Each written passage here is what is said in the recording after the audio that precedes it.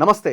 ఎన్నికలకు ఒక 6 నెలల ముందు దుబ్బాక, హుజూరాబాద్ జీహెచ్ఎంసీ ఎన్నికల తర్వాత ఖచ్చితంగా బీజేపీ కూడా తెలంగాణలో అధికారంలోకి వచ్చే అవకాశం ఉంది అని పెద్ద చర్చ జరిగింది.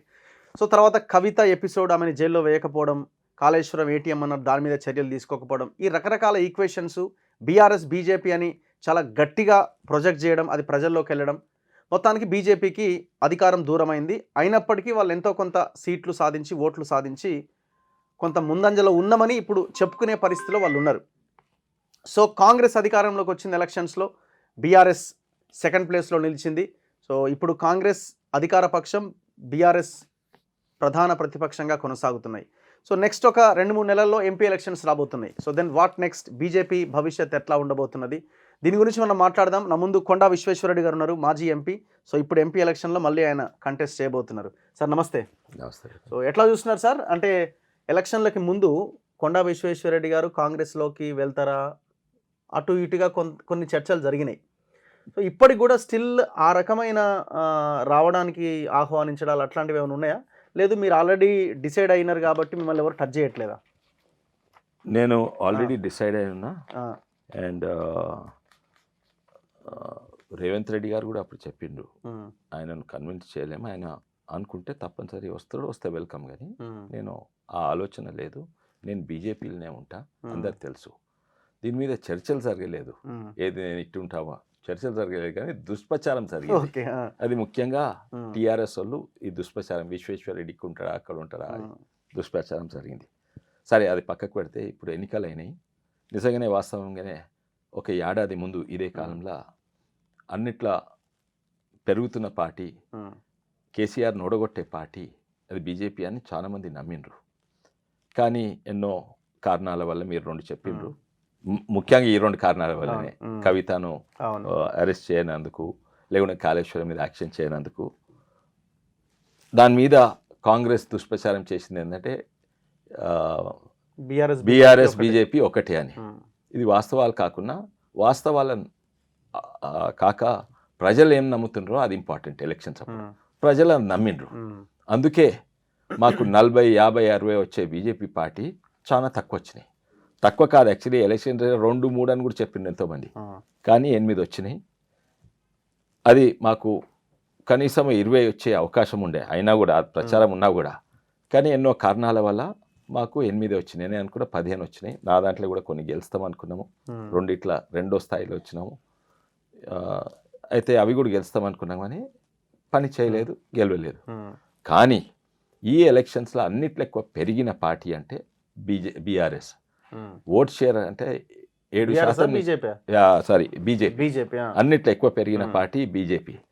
వాళ్ళు మా పేరు పెట్టుకున్నారు, ఎందుకో టీఆర్ఎస్ పోయి మా పేరు పెట్టుకున్నారు, భారతీయ రాష్ట్ర సమితి అని. ఎందుకంటే వాళ్ళ బ్రాండ్ పోయింది, అందుకే నాకు ఆ కన్ఫ్యూషన్. బీఆర్ఎస్, టీఆర్ఎస్, బీజేపీ పేరు పెట్టుకున్నారు వాళ్ళు.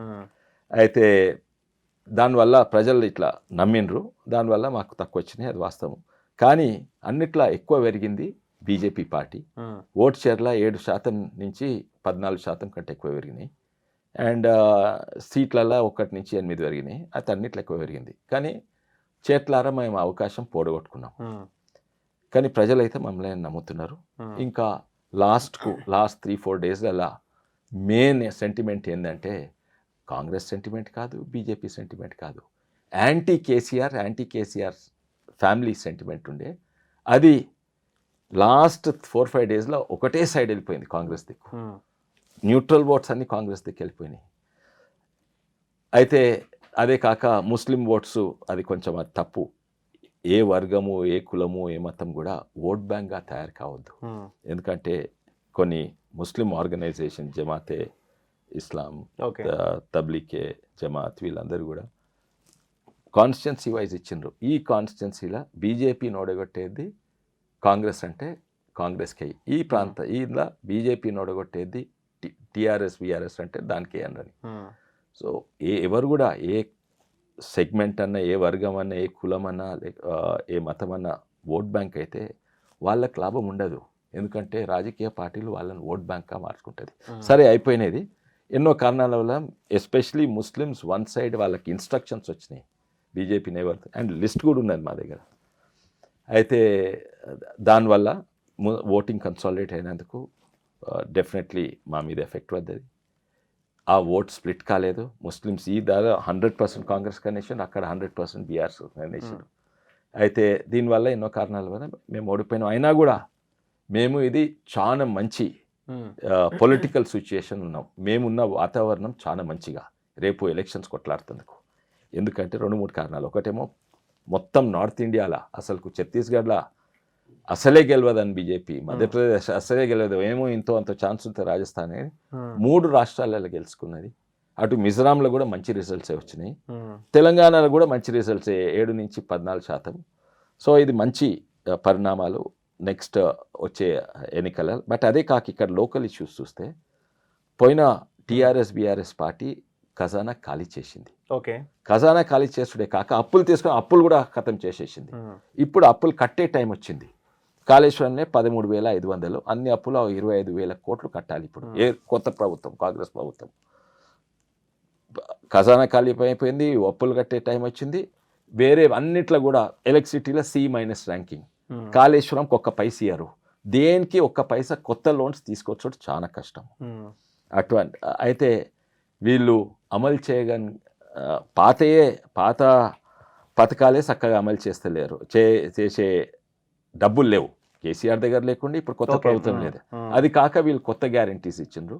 సో తప్పనిసరి వీళ్ళు పరిస్థితి ఆర్థికంగా రాష్ట్ర పరిస్థితి వీళ్ళు అమలు చేయగలిగారు. ఇది ఇప్పుడు వారం నడిచింది, 2 వారాలు నడిచింది. తర్వాత ఓ 1 మంత్ అయినాక శాలరీస్ లేట్ వచ్చడం వల్ల పెడుతుంది, కరెంట్ కోతలు ఉంటుండొచ్చు, ఏమన్నా ఉంటుండొచ్చు, రావద్దని.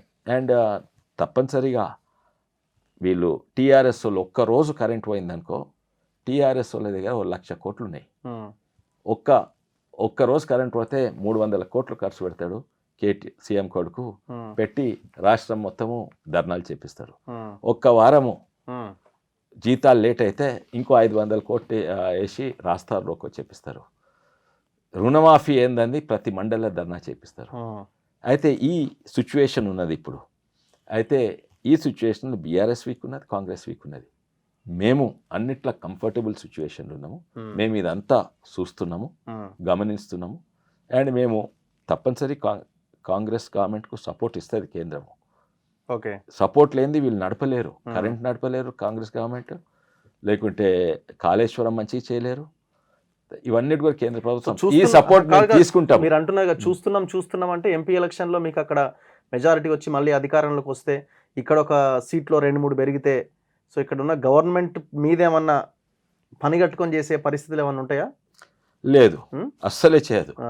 వాళ్ళు మంచి నడిపిస్తే మంచిదే. బీజేపీ కూడా మా మీద ఆరోపణ ఏంటంటే వేరే ప్రభుత్వాలు కూలగొడతారని. అస్సలే కాదు, మహారాష్ట్ర మేము కూలగొట్టినామా? వాళ్ళకు ఒకరికొకరికి పడదు. ఎవరికి శివసేనకు కాంగ్రెస్ అసలే పడదు. అది మా వల్ల కాదు. అక్కడ కాంగ్రెస్కు ఎన్సీపీకి అసలే పడదు, ఎన్సీపీకి శివసేనకు పడదు, శివసేనకు కాంగ్రెస్, ముగ్గురు ఒకరితో పొలిటికల్ రైవల్స్. కానీ highest single largest party BJP అయినా బీజేపీ నోడగొడుతందుకు అన్హోలీ అలయన్స్ ఈ ముగ్గురు తీసుకొచ్చిండ్రు. వాళ్ళు పడిపోతే మేము వచ్చినాము, వాళ్ళు స్ప్లిట్ అయితే మేము వచ్చినాము. మేము పోయి స్ప్లిట్ చేయని అవసరం లేదు. ముగ్గురు జానీ దుష్మన్లు బీజేపీని ఓడగొడుతందుకు పార్ట్నర్స్ అయినరు. వాళ్ళు ఎంతసేపు పార్ట్నర్స్ ఉండగలుగుతారు? అయితే ఇక్కడ కూడా వీళ్ళు పార్ట్నర్స్ ఉండకుండొచ్చు. ఇప్పుడైతే అసెంబ్లీ చూస్తే కాదు, ఒకరి మీద ఎవరో యాక్షన్ తీసుకుంటారు, మేము మంచిగా ఆరాంగా చూస్తుంటాం. అయితే అందుకే మా పొలిటికల్ సిచ్యుయేషన్ మంచిగా ఉంది.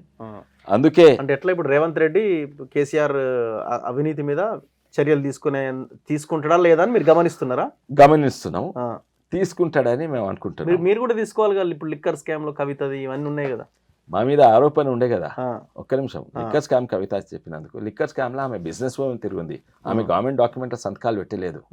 అది కొంచెం కష్టమవుతుంది, బ్లాక్ మనీ ఎక్స్చేంజ్ కష్టమవుతుంది. ఒకవేళ గవర్నమెంట్ డాక్యుమెంట్ సంతకాలు అయింది, కాంట్రాక్ట్లు ఇచ్చిండ్రు, పని అయింది, అయితే అప్పుడు అల్కగా పట్టుకోవచ్చు. మేము కవితను పట్టుకునే దానికంటే చాలా అల్కగా కేసీఆర్ మీద, కాళేశ్వరం మీద చర్యలు తీసుకోవాలి. ఓకే, లేకుంటే మన రియల్ ఎస్టేట్ మీద, మన కొడుకు రామారావు మీద చర్యలు తీసుకోవాలి. ఇప్పుడు వాళ్ళ మీద పడుతుంది. మీరు మా మీద కేవలము ఏంది ఆరోపణ, లిక్కర్ స్కామ్ల కవితను పట్టుకోనందుకు మాకు ఆ చెడు పేరు వచ్చింది. ఇప్పుడు మీరు కాళేశ్వరం మీద, కేసీఆర్ మీద యాక్షన్ తీసుకోకుంటే మీకు చెడు పేరు వస్తుంది. మీరు ఒకటే అని మేమంటాము, ప్రజలు గమనిస్తున్నారు. అయితే నేను అనుకునేది ఏంటంటే ఈ వచ్చే 2-3 నెలల రేవంత్ రెడ్డి గారు కేసీఆర్ మీద యాక్షన్ తీసుకోకున్నా, లేకుంటే పొలిటికల్గా ఆ పార్టీని ఖతం చేసినట్టు ఎట్లయితే ఇంతకుముందు కాంగ్రెస్లో 2/3 గుంజుకున్నారో, రేవంత్ రెడ్డి అట్లా తీసుకోకుంటే కాంగ్రెస్ పార్టీని టీఆర్ఎస్ ఖతం చేసేందుకు తయారున్నది. అవునా? తీసుకోవాల్సిందేనా టీఆర్ఎస్ లో లేకుంటే ఎందుకంటే ఆప్షన్ లేదా? Congress party it's democratic party, one man party కాదు. ఎట్లయినా అన్ని పార్టీలు ఈవెన్ బీజేపీలో కొంచెం డిఫరెన్సెస్ ఉంటాయి, ఒకరి మధ్య ఒక నాయకుని ఒకరి మధ్య. ఆ డిఫరెన్సెస్ను క్రాక్స్ను పెద్దవి చేస్తుంది. ప్లస్ కొంతమందిని కొనేస్తుండొచ్చు.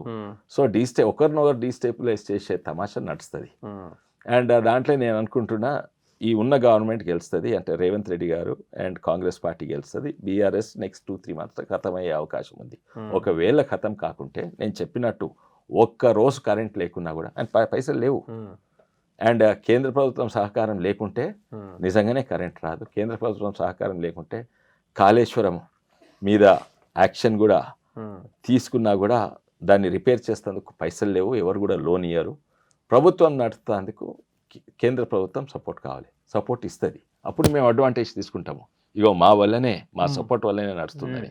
సో రాజకీయ పరిస్థితి సిచ్యువేషన్ మాకు చాలా మంచిగా ఉందని మేము అనుకుంటున్నాం. సో మొన్న లక్ష్మణ్ గారు కూడా అంటుండే బీఆర్ఎస్ పని అయిపోయింది, ఇక పార్టీ దుకాణం మూసేసుకోవాల్సిందే.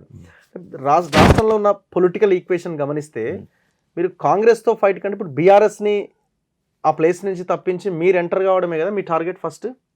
మేము ఎంటర్ కాదు, ఎంతైనా నేషనల్ పార్టీ ఒక స్టాండర్డ్ అండ్ లెవెల్ మీ లైన్ కాంగ్రెస్ వర్సెస్ బీజేపీగా ఈక్వేషన్ మార్చడం రాష్ట్రం, అట్లయితే మీకు ఈజీ అవుతుందని. మాకే కాదు, ఈవెన్ కాంగ్రెస్ కూడా ఈజీ అవుతుంది. కాంగ్రెస్ కు బీజేపీతో కొట్లాడుతుందుకు ఈజీ, మాకు కాంగ్రెస్ తో కొట్లాడుతుందుకు ఈజీ. ఎందుకంటే ఓ స్టాండర్డ్ మెయింటైన్ చేస్తాయి నేషనల్ పార్టీస్, ఓ లెవెల్ ఆఫ్ డెమోక్రసీ ఉంటుంది స్టేట్ లెవెల్లో. కాంగ్రెస్ కూడా ఉంటుంది. కానీ ఓ one man one family party అయితే ఎంత కాడికన్నా దిగసారిపోతాడు. ఒకరి మీద టార్గెట్ చేసి కక్షలు తీసుకొని ఆయన మీద, ఆయన చుట్టాల మీద, ఆయన సపోర్టర్స్ మీద, ఆయన ఆస్తుల మీద యాక్షన్ తీసుకునే సందర్భాలు ఎన్నో చూసినాం మనం ఇంతకుముందు. అయితే ఇంకోటి, డబ్బులు విపరీతంగా సంపాదిస్తారు, ఖర్చు పెడతారు. ఉదాహరణ కరప్షన్లో కూడా వన్ మ్యాన్ ఉన్నప్పుడు నో క్వశ్చన్స్ ఆస్క్డ్. కాంగ్రెస్ అయినా, ఒకవేళ నేనే కాంగ్రెస్ ఉన్నా అనుకోండి, నేను కరప్షన్ తెస్తే ఇంకో కాంగ్రెస్ అయినా అడుగుతాడు, నువ్వు ఎట్లా చేస్తావు అంత అని. ఒకరినొకరు ఆపుతారు, వేరే వాళ్ళు అవసరం లేదు. అయితే ఈవెన్ బీజేపీలా ఒకవేళ అట్లుంటే, ఎందుకంటే దేశ level of one man party ఉంటే దోనో హాత్ సే కాతే పూछने वाला कोई नहीं रहता. అయితే ఇక్కడ ఉంటారు కాంగ్రెస్లో బయట, మేము కూడా ప్రశ్నిస్తాం, టీఆర్ఎస్ కూడా ప్రశ్నిస్తాం. కాంగ్రెస్లో వాళ్ళని కూడా ప్రశ్నించే వాళ్ళు ఉంటారు. అట్లా బీజేపీలు కూడా ఎవరైనా మరి అరాచకాలు చేస్తే బీజేపీ వాళ్ళే ప్రశ్నిస్తారు. ఇక్కడ ఆపేటోళ్ళు ఎవరు ఉండరు. అందుకే అదే కాక అన్నిట్లా చూడండి, ఇప్పుడు ఓట్లకు లేకుంటే విస్కీ బాటిల్ స్టాటిస్టిక్స్ చూడండి. ఎలక్షన్ ముందు అప్పుడు ఎంత ఖర్చు అవుతుండే, ఇప్పుడు ఎన్ని విస్కీ బాటిల్స్ సేల్ అవుతున్నాయి. భాష చూడు, ఒక భాష స్టాండర్డ్ అయితే ఇప్పుడు చాలా పెరిగింది. ఇప్పుడు బూతులు ఎవరు మాట్లాడతలేరు, లేకుంటే అది మొత్తం దిగజారిపోయిన పాలిటిక్స్ ఉంటుండే. అయితే ఆ పొలిటికల్ లెవెల్ లాంగ్వేజ్ అయినా, లేకుంటే విస్కీ బాటిల్ అయినా, లేకుంటే అరాచకాలైనా, పోలీస్ను గుండాల తిరిగా వాడుకున్నాడు, ఇవన్నీ కూడా regional parties, family run parties, individual run party. అయితే ఈ చెడు కల్చర్ పోతుంది. అండ్ ప్రజలు కూడా అదే చూస్తుండ్రు, ఒక మంచి స్టాండర్డ్ లెవెల్ తీసుకురావాలి రాజకీయాలలో, అదే చూస్తున్నారు. అండ్ ఇప్పుడు అది అవుతున్నది, మేము లేకున్నా కూడా. ఒకవేళ మీ ఎంపీ ఎలక్షన్స్ తర్వాత ఈక్వేషన్ డిఫరెంట్గా ఉంటుందా రాష్ట్రంలో? ఒకవేళ MP 100% Congress is our rival, 100% Congress is our rival and we are rivals to Congress. అంతేనా? అంతే. బీఆర్ఎస్ ఉండదు, థర్డ్ ప్లేస్ ఉంటుంది, ఉంటే డిస్టెంట్ థర్డ్ ఉంటుంది. అండ్ ఎవరు కూడా గట్టిగానే ప్లాన్ చేసింది కదా, సింపతి, సానుభూతి, ఇవన్నీ ప్రయత్నం చేస్తున్నాడు. హైదరాబాద్ పేరే మార్చుకున్నాడు, టీఆర్ఎస్ నుంచి బీఆర్ఎస్ కు పోయి మహారాష్ట్రాలు ఇక్కడక్కడ కర్ణాటక తిరుగుతా అన్నాడు ఇదైనా. అయితే ఎంపీ ఎలక్షన్స్ అదే కదా, మీరు నేషనల్ పార్టీ అన్నారు, నేషనల్ ఏడున్నది, నేషనల్ పార్టీ స్టేటసే రాలేదు మీకు. ఇంకా ఎక్కడన్నా గెలిచిండ్రా? అది అక్కడ మహారాష్ట్ర పోయి 20 సర్పంచ్లకు ఉంటుంది, అది అంతే కదా మహారాష్ట్రలో. అది నేషనల్ పార్టీ అవుతుందా? 10-20 మంది సర్పంచ్ కొంటే అందరు గమనిస్తున్నారు. ప్రజలు ఓటేసేది దాని కొరకు ఎక్కడ నేషనల్ లెవెల్. ఈయన నేషనల్ లెవెల్ నేనే లేకపోయా, అయితే ఈయనకేసి ఏం లాభం? అంటే ఎంపీ ఎలక్షన్లో గురించి నేను మాట్లాడుతున్నాను, ఓవరాల్ స్టేట్ గురించి మాట్లాడుతున్నా, ఓన్లీ ఇన్ తెలంగాణ గురించి మాట్లాడుతున్నా. అయితే only in Telangana definitely distant third ప్లేస్కు పోతుంది. అది మా వల్ల కాదు, అది కాంగ్రెస్. సో ఇప్పుడు కేసీఆర్ని పలకరించి ఆయన్ని పలకరించే విషయం, పరామర్శించే విషయంలో మీ బీజేపీకి సంబంధించిన ఒక్క లీడర్ కూడా ఆయన వెళ్ళి పరామర్శించలే. కారణం ఏంటి? అందరూ నేను కూడా హైకమాండ్ నుంచి ఆర్డర్స్ అని అంటున్నారు. అంటే మీరు ట్వీట్ చేసిండొచ్చు కానీ హాస్పిటల్కి ఎవరు పోలే. కాంగ్రెస్ వాళ్ళు చాలా పెద్ద ఎత్తున పోయారు కదా, ముఖ్యమంత్రి కూడా పోయిండు. అంటే అది తీయగా చెంపదెబ్బ కొట్టేందుకు. ఓకే, అందుకే పోయిండు రేవంత్ రెడ్డి గారు. మంచి తీయగా మాట్లాడుకుంటూ చెంపదెబ్బ కొట్టించిండు. ఎందుకంటే రేవంత్ రెడ్డి గారిని ఎంత హింసించిందో అందరికి తెలుసు. సాలిటరీ కన్ఫైన్మెంట్ చేసిండు జన్వాడ కేసులో. ఆయన ఎన్నో కేసులు పెట్టిండు. తర్వాత ఆయన సొంత బిడ్డ పెళ్లికి తీసుకుపోయినప్పుడు హ్యాండ్ కఫ్స్తో అక్కడ తెరిచి మళ్ళీ లోపల పందిరిలో పోయి మళ్ళీ హ్యాండ్ కఫ్స్. ఇంత హింసించినా కూడా ఆయనకు దెబ్బ తగిలితే ఆయనకు హాస్పిటల్ ఉంటే పోయి కలిసి వస్తే ప్రజలు చూస్తుండ్రు. ఈయనటువంటి మనిషి కేసీఆర్, రేవంత్ రెడ్డి అటువంటి మనిషి తెలంగాణ ప్రజలకు తెలిసిపోయింది. అయితే సప్పుడేక మంచిగా తీయగా ఒక చెంప దెబ్బ వేసొచ్చిండు. అది అట్లా నేను చూస్తా. కానీ మీరు వెళ్ళకపోవడానికి రీజన్ ఏమన్నా, మేము ఆల్టర్నేట్ అని చెప్పుకునే ప్రయత్నంలో భాగంగా మీరు వెళ్ళలేదని అంటున్నారు బయట. కాదండి, రేవంత్ రెడ్డి పోయింది ఒక కారణం కొరకు. అండ్ కొంతమంది అనుకుంటే జితేందర్ రెడ్డి గారు పోయినట్టున్నారు కేసీఆర్ని కలుస్తేందుకు. పోతే తప్పేం లేదు, పోకున్నా తప్పేం లేదు. ఎందుకంటే ఆయన వేరే పార్టీ సోషల్ మీడియాలో పెట్టినాం మంచిగా, హెల్త్ వైజ్ మంచిగా ఉండాలి అండ్ రాజకీయాలే మేము కొట్లాడతాము. ఆ మెసేజ్ పోయింది కిషన్ రెడ్డి గారు, మోడీ గారితో పోయింది, మోడీయే పెట్టిండ్రు. సరే ఇప్పుడు మీరు రేవంత్కి చాలా దగ్గర కదా కొండా విశ్వేశ్వరరెడ్డి గారు. గతంలో ఆయన కూడా అడిగినట్టున్నారు పార్టీలోకి రమ్మని, అడిగారు కదా, ఏం లేదా? బిఫోర్ ఎలక్షన్ అసలు అడగలేదా? తను పిసిసి అయినప్పుడు తను వస్తే నేను బుకే ఇచ్చిన.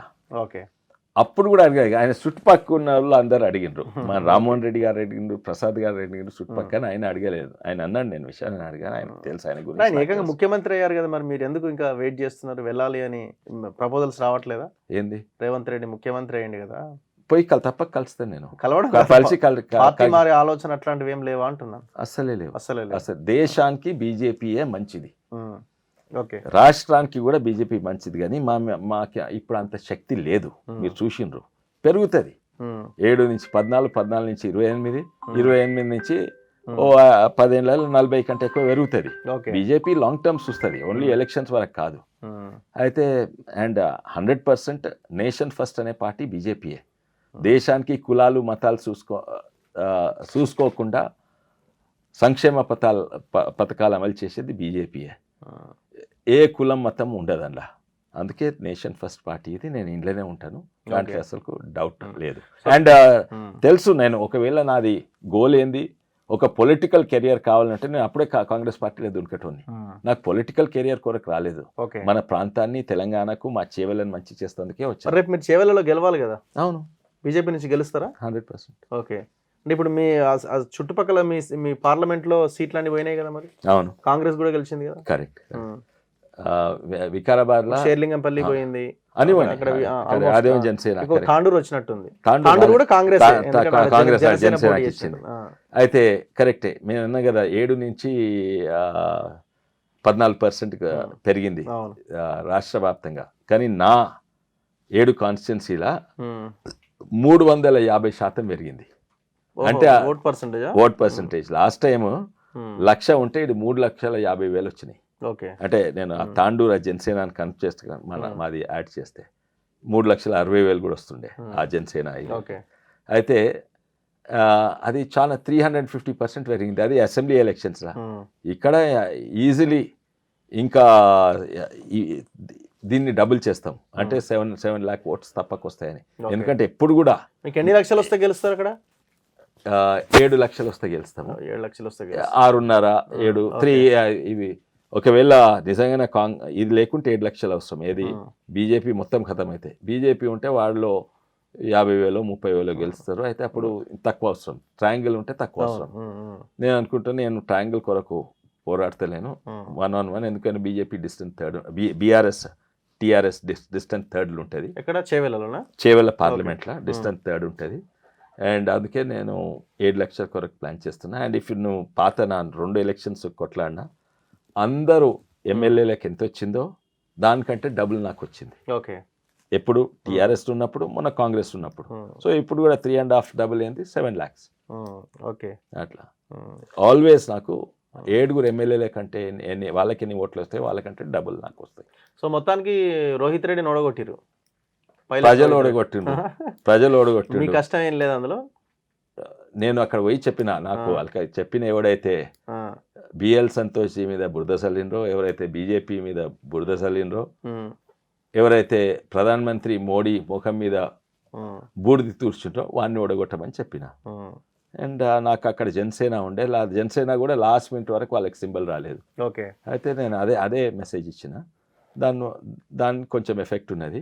కానీ ఆయన విపరీతమైన డబ్బులు, అంటే ఆయనకు రాంగ్ బిజినెసెస్, అన్ఎథికల్ బిజినెసెస్, నా కంపెనీలో కూడా తీసుకున్న దొంగతనం చేసిన సుబూత్ కూడా ఉన్నాయి. అవన్నీ నా పైసలే ఖర్చు పెట్టిండు వాడు. అంతేనా? అంటే 67 కోట్లు ఖర్చు పెట్టిండట. మీ ఎన్ని పైసలు తీసుకున్నాడు? ఉన్నాయి, అవి ఇన్వెస్టిగేషన్ అవుతున్నది, చెప్తారు. వాడు తప్పనిసరి జైలు పోతాడు. మీ పార్టీ ఏం లోపలేస్తలేదు కదా ఫామ్ హౌస్ కేసులో? కౌంటర్ ఫైల్ చేయనట్టుంది కదా. అది ఏమైందో చూడాలి. సో జైలుకి పంపిస్తారు మీరు? నేను అది పార్టీకి సంబంధం లేదు, మీ కేసులో మీరు పంపిస్తారు తప్పనిసరిగా. సో ఇక్కడ ఏమన్నా మీరు కాంగ్రెస్ కి సపోర్ట్ చేసిరా? ఎక్కడ? ఇప్పుడు ఈ తాండూరులో. నేను కాంగ్రెస్ సపోర్ట్ చేయలేదు. నేను చెప్పింది ఏంటంటే వీడిని ఓడగొట్టమని, అంతే, సింగిల్ లైన్. అక్కడ పోయి ప్రెస్ కాన్ఫరెన్స్ పెట్టి ఇదే చెప్పిన, చూడండి మీరు, నేను కాంగ్రెస్ కు ఓటేయమని వీళ్ళకి ఓటేయని కాదు, వాడిని ఓడగొట్టమని చెప్పిన. అండ్ తర్వాత 2 పెట్టిన తర్వాత వీళ్ళకి సింబల్ వచ్చినాక జనసేనకు ఓటేయమని కూడా చెప్పిన. ఓకే. సో ఇప్పుడు రేవంత్ రెడ్డి పరిపాలన మీద మీ కామెంట్ ఏంటి? ఆల్మోస్ట్ ఒక 10-15 days అవుతుంది కదా. సో ఎట్లా ఆయన రూలింగ్ ఉన్నది, కొన్ని నిర్ణయాలు తీసుకున్నాడు, ప్రగతి భవన్ దగ్గర ఫెన్సింగ్ తీసేసిండు, ఇట్లా రివ్యూస్ పెడతా ఉన్నాడు కాళేశ్వరం మీద, దాని మీద, దీని మీద. First till the assembly first day వరకు పర్ఫెక్ట్ ఉన్నది, అంతకంటే మంచి. ఫస్ట్ డే వరకు. ఈ అసెంబ్లీ తర్వాత అసెంబ్లీ రాజకీయాలు నడుస్తుంటాయి, అది నార్మలే. కానీ అంతవరకు 100లో I will give him 200 marks. ఎందుకంటే ఎవ్వరు అనుకో, ఫస్ట్ తీసింది ఆ కంచెలు. నిజంగానే అది ఒక బ్యాడ్ సింబల్ ఉండే తెలంగాణ కొరకు. అరే తెలంగాణ వచ్చినాక ఒక కంచెలు వేసుకొని దాక్కుంటున్నాడు లోపట, ఎవరిని కలవడు, ప్రజలకు అందుబాటులో లేరు. ఆ సింబల్ తెలంగాణ ప్రభుత్వం అది లేదని, ఆ సింబలిజం చాలా ఇంపార్టెంట్, అది తీసేసిండు.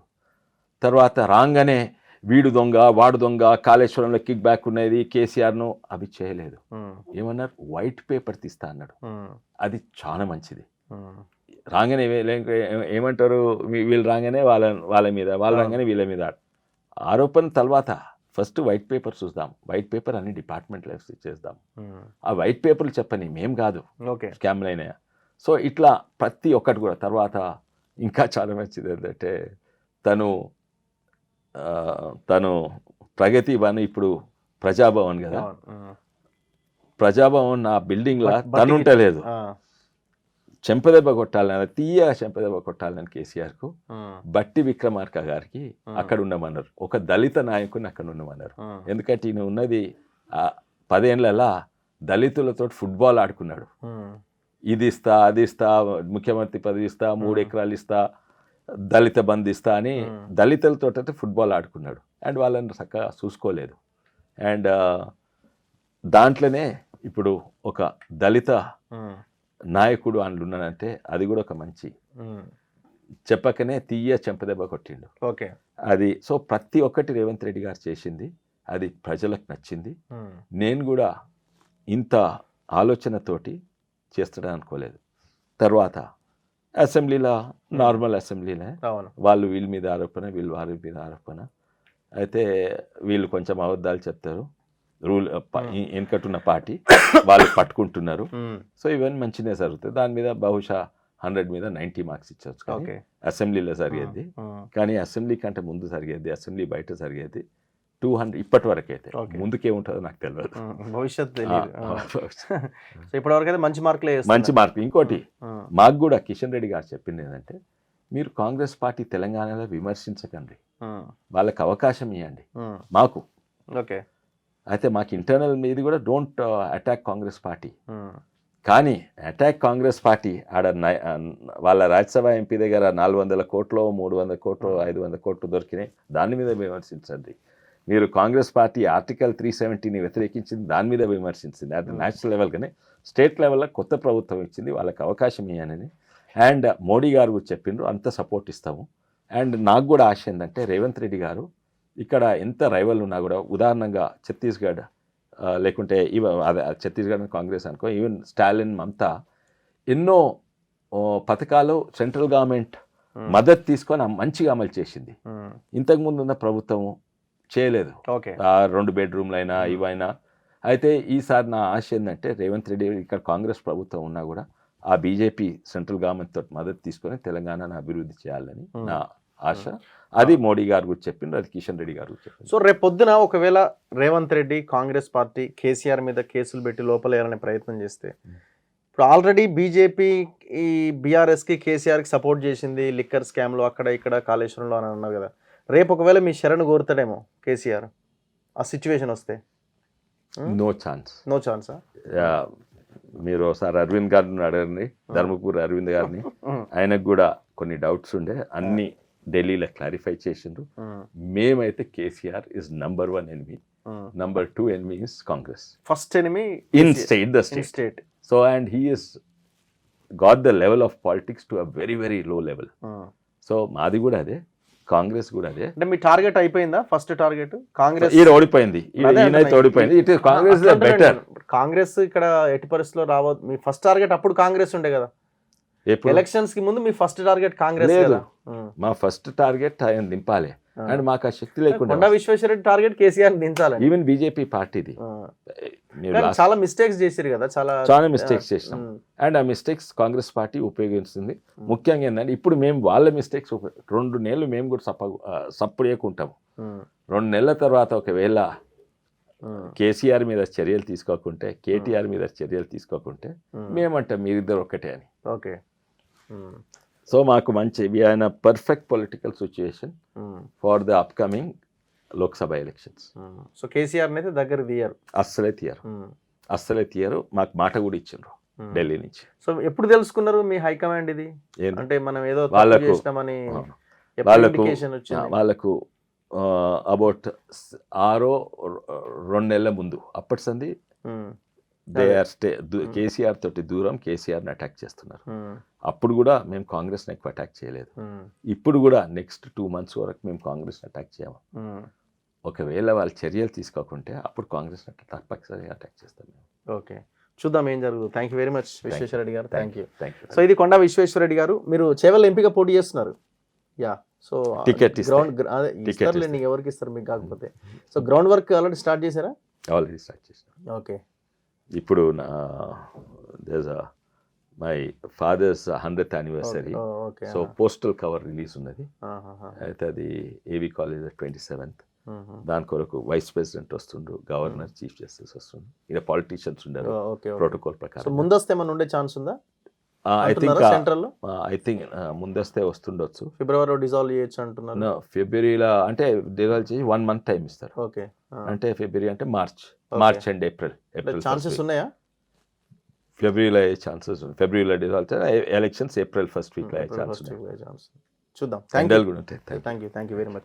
ఇది కొండా విశ్వేశ్వరరెడ్డి గారితో స్పెషల్ ఇంటర్వ్యూ. చూస్తూనే ఉండండి మన తొలి వెలుగు.